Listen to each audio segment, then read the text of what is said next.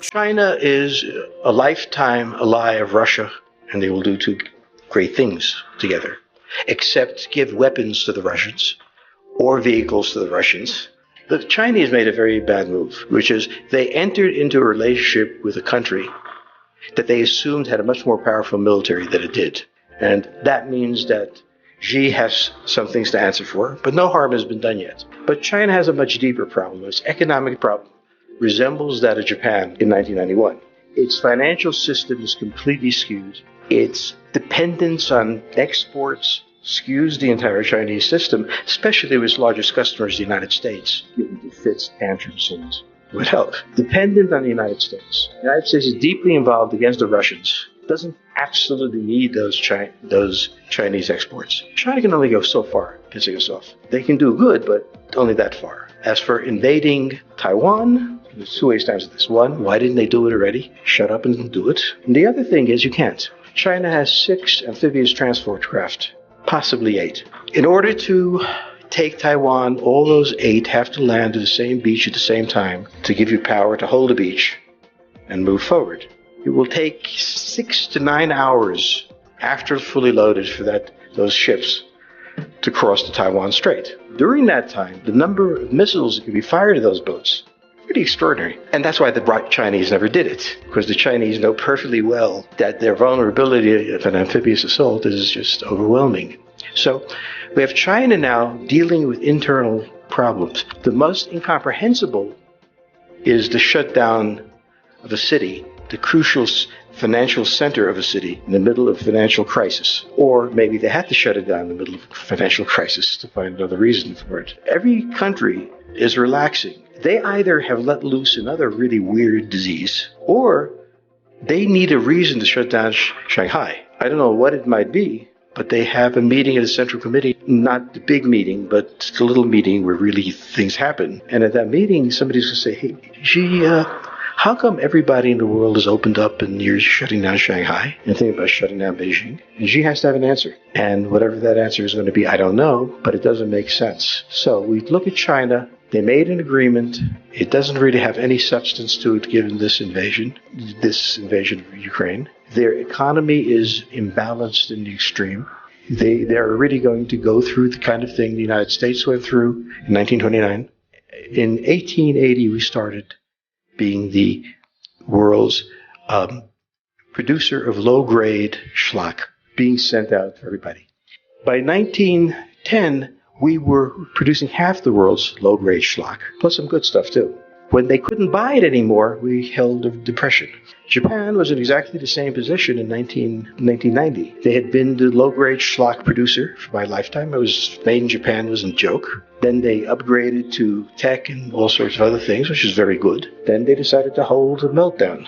The lost decade, they called it. Why, I don't know. You do not have permanent economic growth anywhere. There's something called the business cycle. There's the long cycle, there's a short cycle, and it will get you.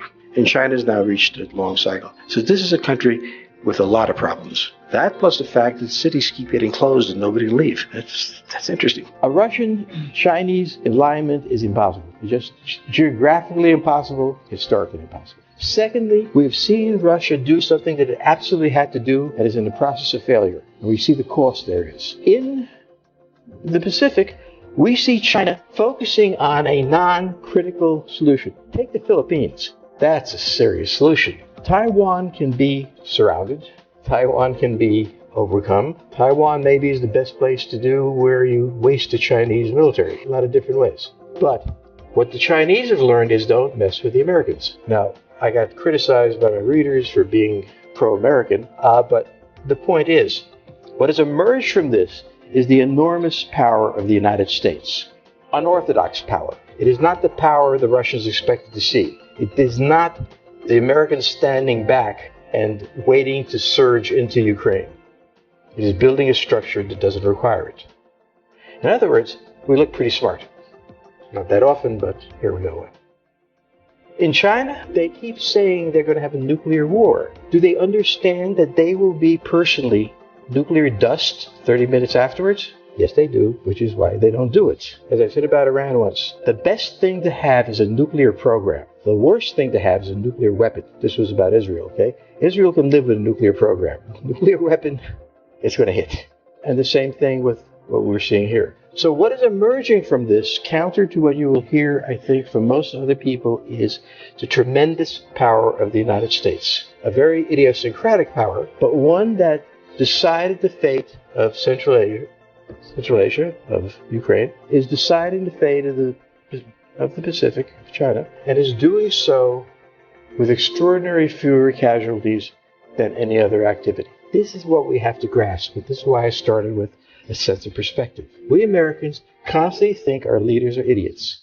They may be, but we aren't all. The Republic consists of people who have a great deal of knowledge of what has to be done, and it gets done. So we won all our wars except Vietnam, when we did let the military run it. And we have done brilliantly here, and we do not recognize what has happened. What has happened is this massive change in the perspective of the world of the United States. I'm not even talking about the economic assault on Russia, the things we've done to China so they can't get chips. I'm not even talking about those things. It is that we do not have a sense of how successful we are at geopolitics.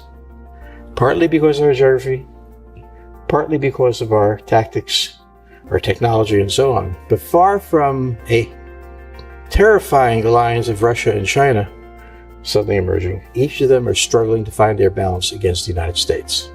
On the whole, I'm pleased with that outcome. It beats with having a bunch of grandchildren with having them preparing for a war, what the other guy did. The number of stresses on China are enormous. And one of the things you see is that the government itself is unstable. We saw that before, around a month ago, when Xi and the Politburo said something and two members of the Politburo left the meeting and wrote articles condemning it. In the United States, this would be no big thing. In China, it's huge. We see all sorts of evidence, aside from the fact that they took the former president out for a walk. We are seeing the outward signs of tension. Therefore, the perspective the U.S. has about China and the perspective the Chinese have of themselves are very different. We see ourselves as in dire trouble. They see themselves in dire trouble. So a number of countervailing forces that are in play in China, not to mention Xinjiang, not to mention the fact that the Inner Mongolians are not very happy. All these things. It really points not to a revolution, at least to an inability of China to take great risks. When you have that sort of internal problem for the Chinese, you don't take risks. And there is exactly the place to look.